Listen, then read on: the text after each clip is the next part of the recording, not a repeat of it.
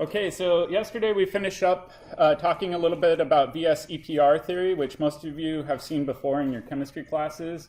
We said that the reason we use this theory is because we know from experimental observations that bond angles adopt three-dimensional conformations and don't fit the ideal Lewis two-dimensional structures that we always draw. And so the easiest way to think about Vsepr theory is that electrons don't like being close to one another.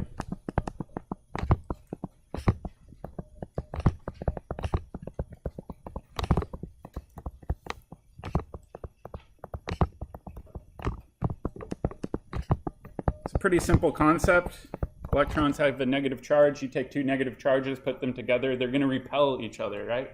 So in this case, they're going to adopt a geometry so that they can orient themselves as far apart from one another as possible. So the sheet I gave you yesterday is from a website called Compound Chem. It's pretty cool. I like the way he lays everything out, and it kind of outlines and reviews Vsepr theory. What I want you to do, though, is to go down to the bottom here and just cross out these bottom two. You'll cover those in inorganic chemistry, but luckily in organic chemistry, we're really not going to be dealing with those geometries because we're not going to be dealing with d orbitals at all. We're going to be dealing with s and p orbitals almost exclusively. So we'll go ahead and we'll look at these. The main things that I want you to remember from Gen Chem are the shapes and angles of all of these. Whoa. So we've got linear up here. That's when you've got a central atom with two bonded things attached to it. If you've got three things attached to a central atom, it can either be trigonal planar. That's when you have three bonded atoms. Or you could have two bonded atoms and one lone pair, and that's referred to as bent. Both of those are going to be about 120 degrees. If we go down to four bonded atoms, this will adopt a tetrahedral geometry. If you have three bonded atoms and a lone pair, it's trigonal pyramidal. And then down here, if we've got two bonded atoms and two lone pairs, it's bent. So really there's six main geometries that you should remember for organic chemistry. The nice thing with this is you can tell every row is its own unique subclass, right? And some of you might remember talking about hybridization in general chemistry. Who remembers that? That's good, perfect. So the first class, if you look up here, this is called a steric number of 2. It just means it has two electronic groups attached to a central atom, right? So in this case, the two electronic groups are bonded atoms. Anytime you're in this subclass, you're going to have a hybridization that is called Sp, and we'll talk more about this in a second. So these are all Sp hybridized. If we go down to steric group 3, where you've got three electronic groups around a central atom, this is Sp2 hybridized. At least for that central atom. We're only looking at the central atom here. And then for a steric number 4, four electronic groups, this will be Sp3. So immediately what you can do when you're looking at organic molecules is determine the number of electronic groups around a given atom, and you can immediately predict the hybridization with a relative degree of confidence. There are some exceptions to this, but as far as we're concerned right now, this is a really good predictor. All right. So going on, I know some classes for general chemistry talked about molecular orbital theory a lot. And if you remember back to Gen Chem, we said that electrons fill from a lower energy orbital and then kind of climb that ladder going to higher energy orbitals. And that was the Aufbau principle. The easiest way to remember this is to make a table like this. So your column on the far left-hand side, you've got your s orbitals. And then you take a step down and you start your p orbitals. And then you go a step down to your D, step down to your F. And then what you can do is diagonal arrows. So start out with your 1s, and you go 2s, then you go 2p to 3s, and then 3p to 4s, and then 3d, 4p, 5s, and continue on like this. It's pretty easy to remember the order of orbital filling by making a simple chart like this. So we can go ahead and predict, all right, it should be 1s, followed by 2s, followed by 2p, 3s, and you can go on and on and on. So do remember those orbital filling diagrams that you did in general chemistry. To review, organic chemists primarily deal with s and p orbitals. What does an s orbital look like? Does anybody remember? Sphere, right? Pretty easy. So an s orbital is just a sphere. You don't have multiples of s orbitals. However, you can fit 2 electrons into the sphere, right? So pretty easy to remember. All right, p orbitals are a little bit more complicated. And you actually have 3 different p orbitals, and they vary based on their orientation. So to show this, I like to show Cartesian coordinates. So we've got this 3-dimensional coordinate system. And the first one is going to be a p orbital that goes up and down that y-axis. So oftentimes what people will call this is they'll call it a py orbital, so p sub y. We also have 2 more that vary depending on the axis that they're on. The next one is going to be oriented along the x-axis. And again, it's going to be this dumbbell shape that you might be familiar with. And then the last one, as you can imagine, is going to be along the z-axis, or going in and out.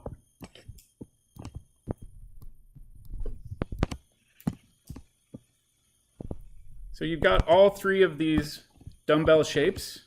You've got py, p sub x, and p sub z. And that means you can fit how many total electrons into this p orbital set? 6. So 2 in each lobe, right? Or 2 in each orbital set, I should say. Yep. So what the final left is? This one should be pz, sorry. That's py, py, right? px, pz. Yeah, so the first one's going to be py because it's going along the y-axis. The middle one's going along the x-axis, and then the last one's going along the z. So you've got one going up and down, one going horizontal, one going in and out towards you. Does that make sense? So these are essentially unhybridized classic orbitals that you saw in general chemistry. However, we have to look at these in terms of their energy levels as well.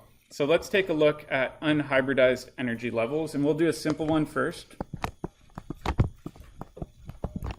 So we'll look at carbon,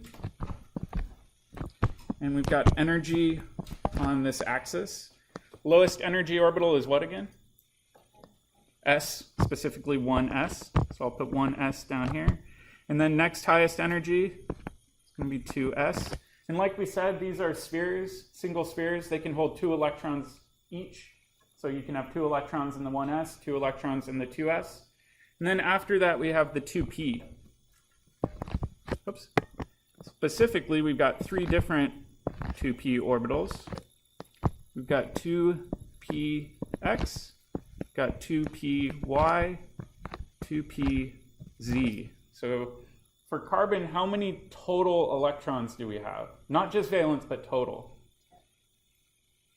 How many? 6, right? It's atomic number 6. So assuming it's uncharged, I should say. So we can go ahead and we can go 1, 2, 3, 4, 5, 6. So that would be a good molecular orbital diagram for carbon, right? We could do the same thing for fluorine. The orbital steps don't change at all. We still have 1s followed by 2s, followed by 2px, 2py, 2pz, all at that same energy level. But how many electrons does fluorine have? 9. So when we go ahead, we can go 1, 2, 3, 4. You want to pair them before jumping up to the next level. And then when you get to the 2p's, you want to go 1, 2, 3, and then start pairing, right? So we'll go like this. So now we've got 2, 4, 6, 8, 9 total electrons. So that's one thing students forget is when you go to the p's, don't start pairing right away. Try to fill all of the p orbitals and then start pairing them. Do you guys remember that? That's good. Yep. Is it a reason it's X, Y, Z, or is that just how it's... It's arbitrary, right? I could have had ZYX or any order. They're all the same energy level, so you can pick however you want to show them. So this is pretty useful. It's a good start for showing electron filling diagrams. And in simple cases, this explains chemical bonds. So we'll take a look at the simple case. Oops. So in simple cases, unpaired, whoops, I can't spell today, electrons in these orbitals, specifically we like to call these molecular orbitals, or I abbreviate them MOs,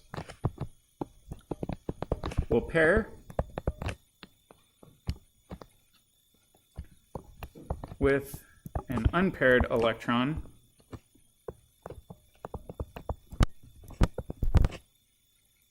from another atom.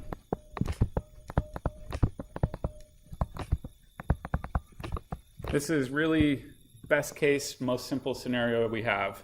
The classic example for this is, let's take hydrogen. If we think about hydrogen, it has one electron, so I'll draw it in there.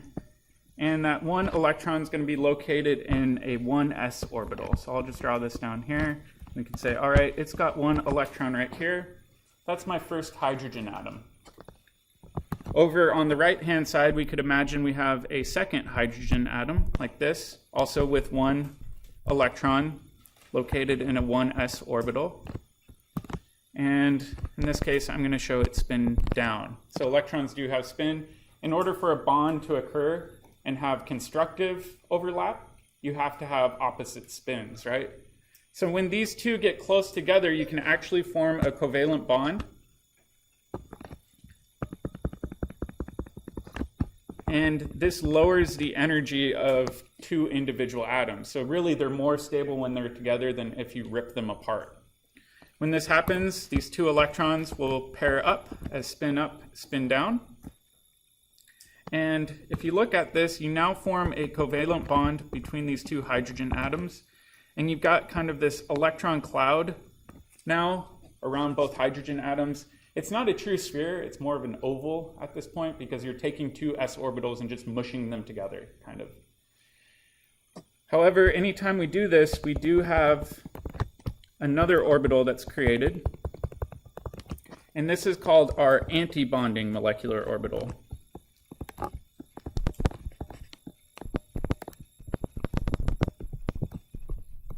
So unlike the bonding molecular orbital down here, the anti-bonding molecular orbital is higher in energy.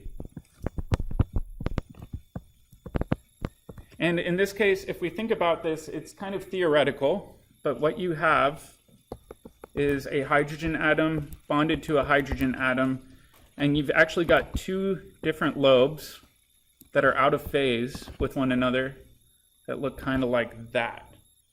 So in between those two lobes, you've got what's called a node where a phase change occurs. We're not going to talk very much about that. You'll talk more about that if you go on and take physical chemistry. This is getting into kind of heavy-duty physics. Okay, so this is kind of the simple scenario. Hydrogen was the first bond to really be explained well. It's a nice, easy bond to explain, makes a lot of sense. However, I'm sure you're aware, chemistry is never easy. It's very complicated, and there are a lot of exceptions to this. So let's take a look at the more complicated cases.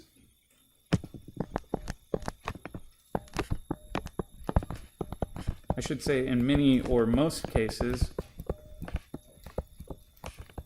orbitals must hybridize.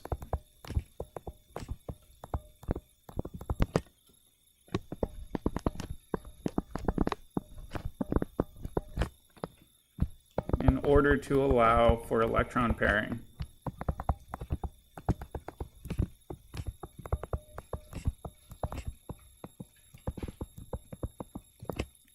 All right, so let's take an example of this. Let's look at the easiest organic molecule, methane, CH4. If we think about methane, let's first draw the structure, right? So let's do the Lewis structure. We know we've got a central carbon.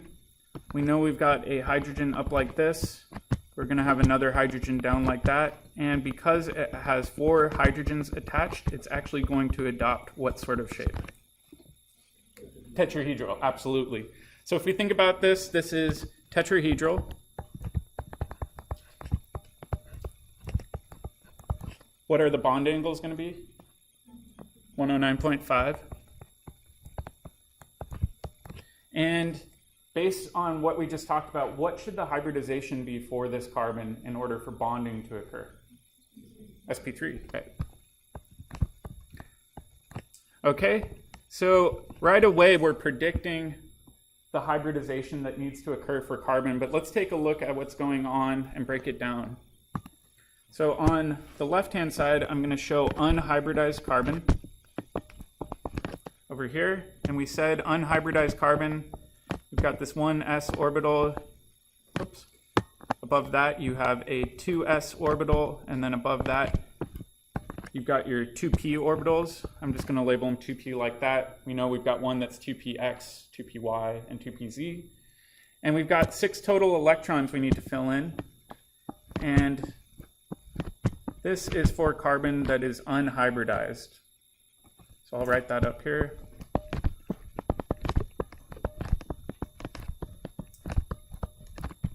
Unhybridized carbon. However, what we're going to do is we're going to take one of those s orbitals and mush it together with 3 of the p orbitals. And we know that because we predicted that the hybridization is sp3, right? So 1 s and 3 of the p's. So we'll go ahead and we'll say, okay, we're going to take the closest s orbital, which is 2s, and merge that with 2 of the p's. So through the magic of hybridization,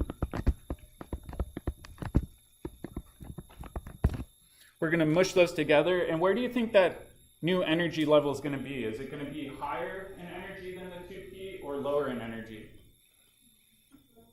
Lower, because you're mixing it with a lower energy orbital. It should also be slightly higher than the 2s because you're mixing the 2s orbital with higher energy orbitals. So when we mix these together, we're going to get 4 new orbitals out because we're mixing 4 orbitals together. And these are going to be sp3 orbitals. The 1s orbital is still going to hang out down here. It didn't get hybridized at all, so it's going to be at that exact same energy level. We still have 6 electrons, right? We didn't change the number of electrons. So we'll go 1, 2, 3, 4, 5, 6. This is good though, right? Because over here we have hybridized carbon. Specifically, we should say sp3 hybridized carbon. And now if we look at this, how many bonds can we make off of an sp3 hybridized carbon? 4 bonds. That's perfect, right? Because we need to bond to 4 different hydrogen atoms. If we look at unhybridized carbon, how many bonds could we make? Only 2, so that doesn't work with methane. So in this case, this allows us to make 4 covalent bonds.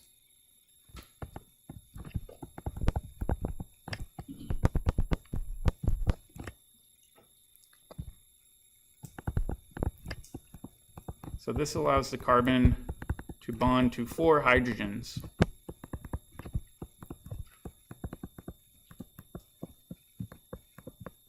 That's a key point here, right? We're hybridizing in order to allow for a specific molecule to be made. Okay, so now we've got to visualize what an sp3 orbital looks like. And this does get a little bit abstract, so I'll do my best. I'm not a great artist.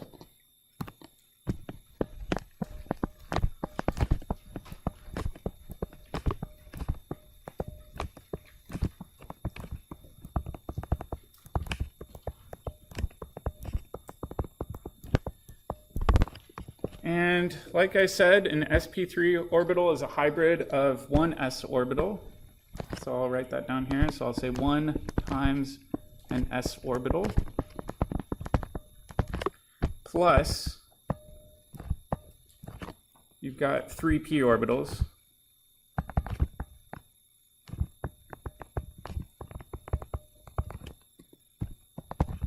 I'm not going to show them in their orientation. Doesn't really matter, but we know we're going to be combining 1 sphere with 3 dumbbells, right? So using the power of creative drawing, we can draw this, and it's not quite a true dumbbell anymore, right? It's going to be kind of a lopsided dumbbell. And when you do this, it's going to have one big lobe like that, and almost like a little balloon tip coming off of the side, if that makes any sense. So this is our hybridized Sp3 orbital, and it has 75% p character, and it's 25% s. So it is kind of sphere-like, but it's mostly dumbbell-like. It has more properties of a p orbital than of an s orbital. So it is kind of hard to draw. Like I said, I'm not the greatest drawer. I won't mark you down for not drawing well either. But I do want to be able to see what you're drawing, so label things as much as possible when you're doing your homework or on exams. So let's draw, to the best of our ability, what this looks like with methane.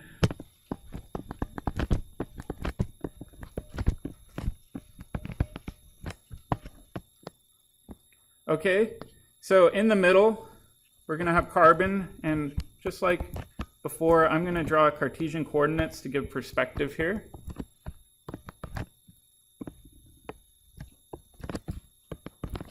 And we're going to have four Sp3 orbitals. One, I'm going to do straight up and down along that y-axis, right? So that's one Sp3 orbital coming off that central carbon in the coordinate system. Where are the other three going to be pointing? Are we going to have one going along the x-axis? Not quite. We've got to orient the other orbital so that it's 109.5 degrees away. If it were on the x-axis, it would only be 90 degrees away. So like I said, if we go back up and we look at our prediction before we did any of this, we said it should be oriented in a tetrahedral fashion. So that means the remaining three lobes should almost be like stool legs sticking down, right? So 3 legs sticking down. So we'll go and we'll add those back in. So I'll have one leg kind of sticking out in, well, that's not a very good drawing, in this direction, and I'm gonna really, really bold this. That way we know that it's sticking out towards us. The other one is gonna be kind of going backwards like that.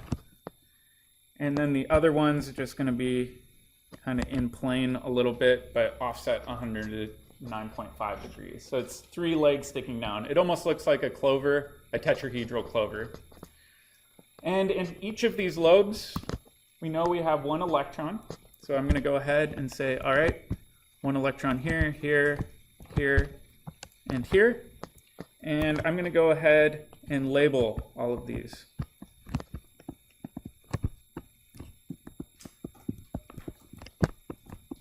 And I'll just write in blue so we can keep track of everything. We've got 4 different Sp3 lobes in a tetrahedral orientation. All right, we also have 4 different hydrogens that we need to include.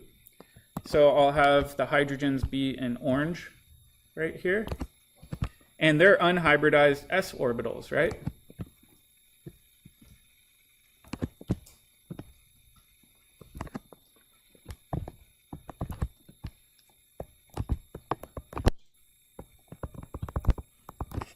S orbital from hydrogen. Okay, each hydrogen had 1 electron to contribute, and we know in order to form a covalent bond, it needs to be spin opposite. So in this case, I'll have spin down, spin down, spin down, spin down, and there we go. We've got constructive overlap between the s orbital on hydrogen and the hybridized Sp3 orbital from carbon. Okay, when we look at this overlap, it has a special name. Does anybody remember what that head-on overlap is between 2 orbitals when it's constructive? Sigma bond, absolutely. So this is a sigma overlap or a sigma bond.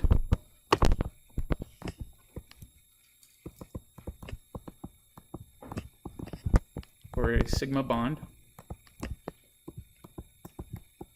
And that's a head-on overlap between 2 orbitals. That allows for the covalent bond to take place. Does that make sense? This is tough drawing these. Like I said, just do the best you can. If you're not the greatest drawer, like I am, label everything. Label your Sp3 lobes, label your S lobes, label your electrons, label your sigma bonds, and so on. It makes it a lot easier. Okay, let's try a harder one.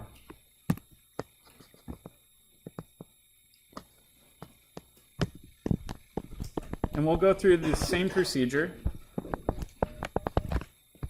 Let's try C2H4. This is ethylene. Ethylene is a monomer used for making polyethylene. I see some plastic water bottles around the room. Most consumer grade water bottles, the disposable kind, are made of polyethylene. Okay, so first thing we did with methane was what? We did the Lewis structure, right? So let's just start out with the basics. Let's do Lewis first. And for the Lewis structure, we've got a carbon. Each carbon has 4 electrons, so we'll do this really basic-like. And then we've got 4 hydrogens. I'm going to stagger them around. Each of these hydrogens has 1 electron. Go like that. And now we need to pair everything up. So not too bad. I'll just go ahead and say, hey, let's pair this one up, this one up, this one up, and that one up. And then between the carbons, we can make a bond there and another bond there. So in this case, it looks like we're anticipating a double bond, right? So really quickly, just to make this neat and tidy, I'll clean this up. We've got a carbon-carbon double bond with 4 hydrogens coming off the carbon. All right, so let's, just like before, focus on one of these carbons. You don't have to worry about both of them, just one. What do you think the shape is going to be for that? Yeah, it's tricky, right? So if we focus on just that carbon, it's got 3 electronic groups around it, all 3 of which are bonded atoms. So this would be Trigonal Planer.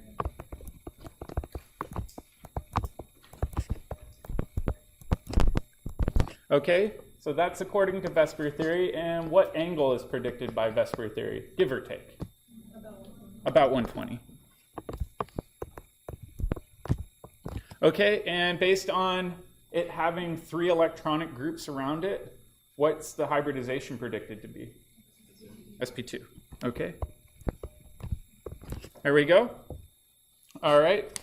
So just like before, what we're going to do is we're going to draw unhybridized carbon and then focus on hybridizing it. So I'll just write unhybridized over here. Just like before, we've got 1s, we've got 2s right here, and then we've got our 3 2p lobes. Like that, we know we've got 6 electrons in carbon, and when it's unhybridized, it'll fill up in this specific order, right? However, this time we're going to hybridize it to, sp2 hybridized.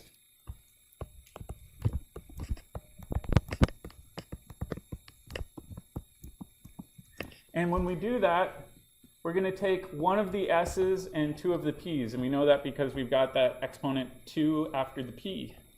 So we're going to grab these. And we're going to leave one of those p orbitals behind. It's not going to get hybridized in this process.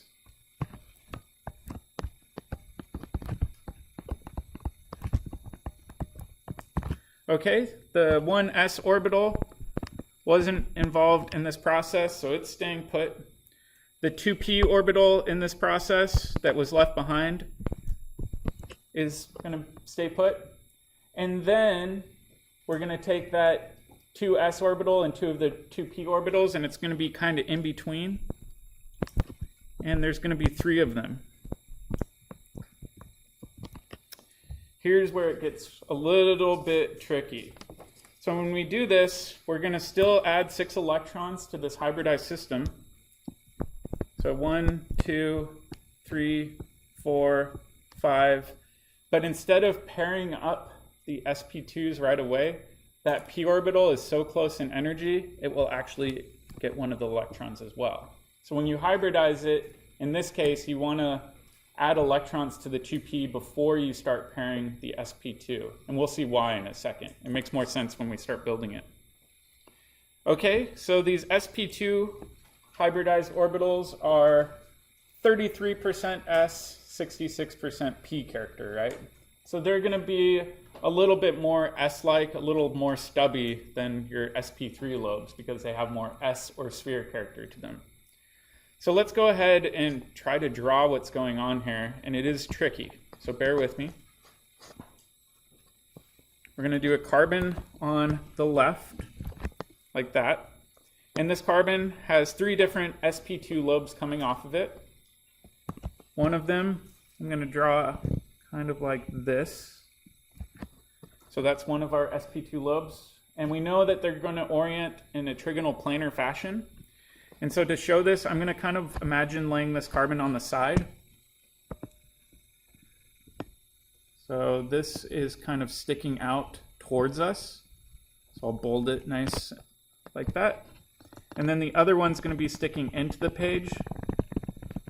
So I'll kind of do it like that. All of these are sp2 lobes. Actually, let me do it this way. I'll just write sp2 inside. So that's the 3 sp2 lobes coming off an sp2 hybridized carbon. Like we saw up here, there should be 1 electron in each of those lobes. So I'll go ahead and draw 1 electron here, 1 electron here, 1 electron here.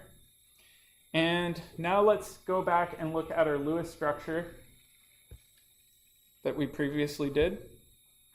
Right now we're kind of focusing in on this half of ethylene, right?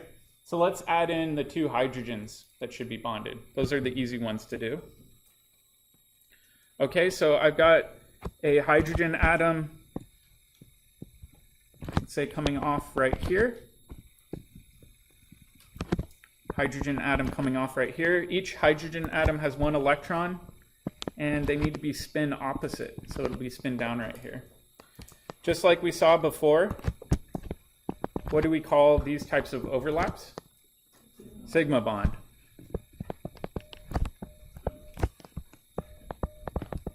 And I'm okay with you using the symbols as well, so if you want to use this symbol for sigma, just use a lowercase Greek letter. Okay, so we're almost done with that carbon. However, we've got something else going on as well.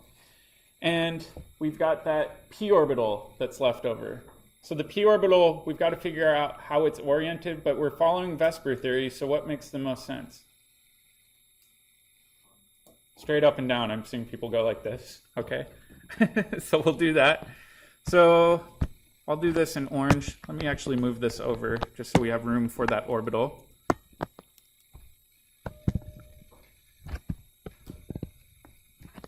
So this is my p orbital left over from carbon, and we've got 1 electron in there. Is it going to be on the top or the bottom?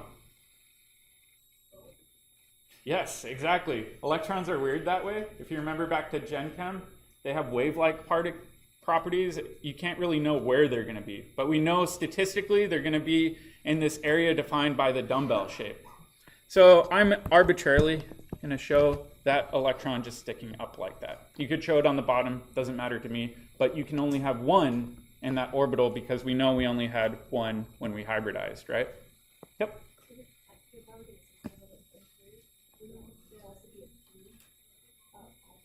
We will do that. We haven't done the second carbon yet, but she was asking about pi bonds, which I know a lot of people are familiar with. Okay, so we've got the left carbon dealt with. Let's do the right carbon. So the right carbon is going to be sticking out like that. It's essentially going to be a mirror image of the carbon. Oh, let me scoot it together more.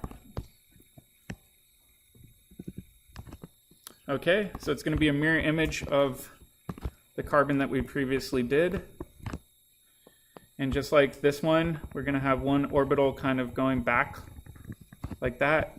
Another orbital kind of sticking out. So I'm going to bold that as much as possible to show it sticking out of the page towards us. The -1 is sticking into the page. Each of these, just like before, has 1 electron. So just like before, we've created a sigma bond in the center there between the 2 sp2 orbitals of each carbon.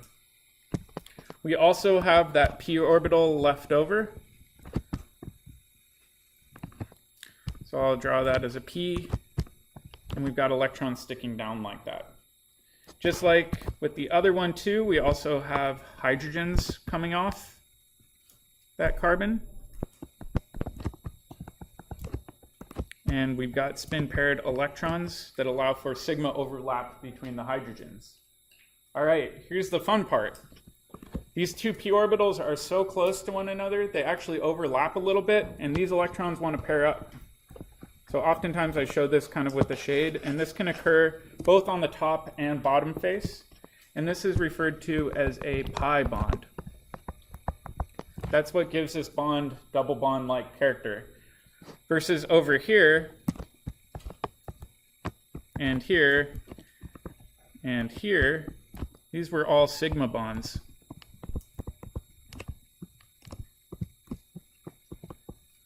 All right, so now abstract question. Can this spin very easily? No, if you spin it, you're going to break that pi bond. That pi bond actually, because you're sharing that electron density, doesn't want to let go of those electrons being paired, right? So it doesn't want to spin very easily. That's not to say it won't spin. One of the most interesting things about organic chemistry is how it relates to the health field. Vision actually works this way. So if you have the correct energy light, you can actually excite those electrons. It allows it to spin, and that's how we observe different frequencies of light. So you can break pi bonds. However, for the most part, these really like to stay rigid, and they won't spin easily. Does that make sense? Okay, so if we think about this, let's make a note. A double bond consists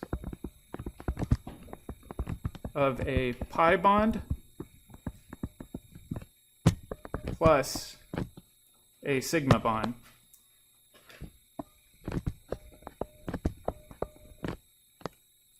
And like I said, a pi bond occurs a little bit differently.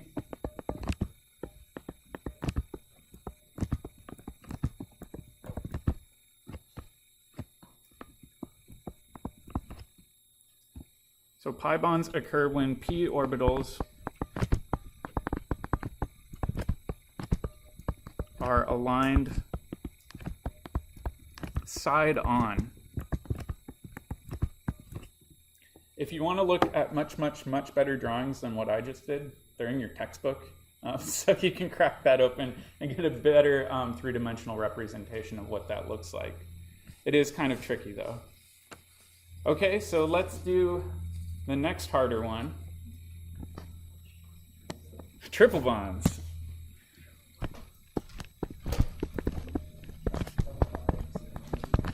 Yep, some people already know. So we'll do the Lewis structure first, just like before. Oh, I didn't even write it down all the way. C2H2. And we'll do the Lewis structure. This one has a triple bond between two carbons, and then the hydrogens are coming off the side. All right, when we look at this carbon, what's the shape going to be? Linear. What's the angle going to be? 180. What's the expected hybridization going to be? Sp. So not too bad. So we'll do the same thing that we did before, where we take unhybridized, we mush it together, make it hybridized.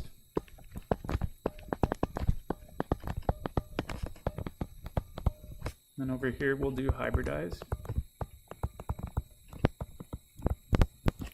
And again, we're dealing with carbon, so we've got 1s, 2s, and then we've got these two p's. When it's unhybridized, still the same that we were doing before. However, this time we're going to take one of the s's and one of the p's, and the two p orbitals are going to be left over, both of them. So we've got 1s down here. Now we've got our two hybrids kind of in the middle. And these are the sp hybrids. And then we've got our two p orbitals left over. Two of our two p's, I should say. Still 6 electrons. We go 1, 2, 3, 4, 5, 6. So like I said, don't pair the hybridized orbitals. Try to fill the p orbitals before you do any of the pairing. Okay, so we've got our hybridized model set up. Now let's try to draw using the best of our abilities. Okay, so we've got a C or carbon on the left. We've got a set of sp2 lobes. We know they're going to be oriented 180 degrees away from one another. So this one's a little easier, perhaps. You don't have to worry about bolding or anything. So that's sp, sp, and there's one electron in each of these. Okay, off the left-hand side, we're going to have a a hydrogen that's going to overlap and form a covalent or a sigma bond. And then we have p orbitals left over, right? So one of the p orbitals can be thought of as sticking straight up and down. Where do you think the other one's going to be? In and out, right? Vsepr theory says they want to be as far apart from everything as possible. So in this case, this is where the artistic ability comes into play. It's kind of going in and out like that. But these are both p orbitals, so I'll just write p down here and then p right here. They're just oriented differently. And there's one electron in each of these. So I'll go ahead and draw one electron in each of those different p orbitals. All right, so we've got that left carbon taken care of. Now let's do the right carbon. And like before, it's going to be a mirror image.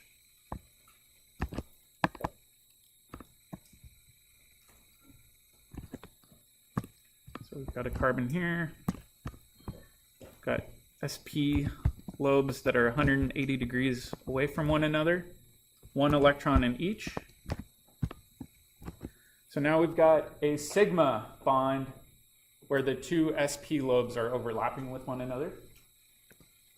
We also have a hydrogen sticking out over here that has one electron that will form a sigma bond overlap with the sp orbital from carbon. Just like before, I said it was going to be a mirror image, so we've got two leftover p orbitals.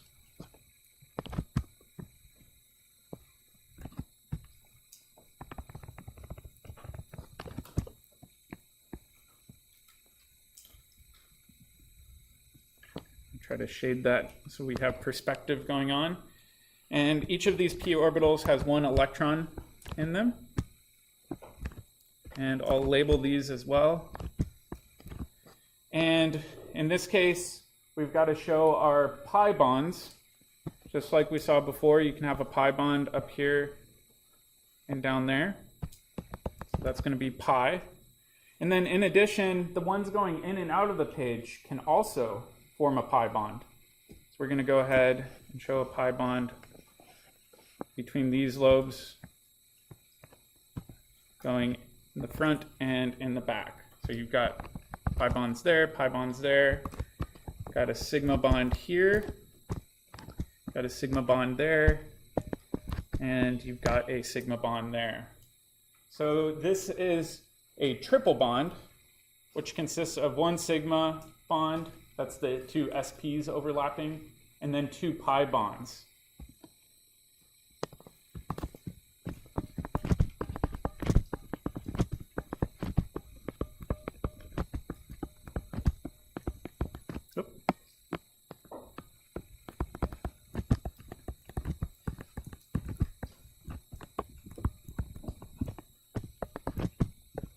Plus two pi bonds. So this is acetylene. Has anybody ever done welding in here? One person, maybe? Two people? So acetylene's used in welding. However, it's normally mixed with oxygen. You need some sort of fuel, but it is commonly used in that field. Is this going to rotate very easily? No, because in order to do that, you'd have to rip apart those pi bonds, and we don't want that to happen. All right. Yep. Would it rotate more easily than just a double bond though, because they don't have to go as far to match up again? Not quite. It's harder to actually twist these than double bonds because you have more overlapping occurring to begin with. Okay. So it's just harder to rip that initial thing. Yep. When you say rotate, you mean like squeezing a towel out? Like Yeah, exactly. Imagine like wringing a towel, doing that sort of twisting motion. Yeah. Good point. All right, I think that's where we're going to end today. Problem of the day 3 will be due tomorrow.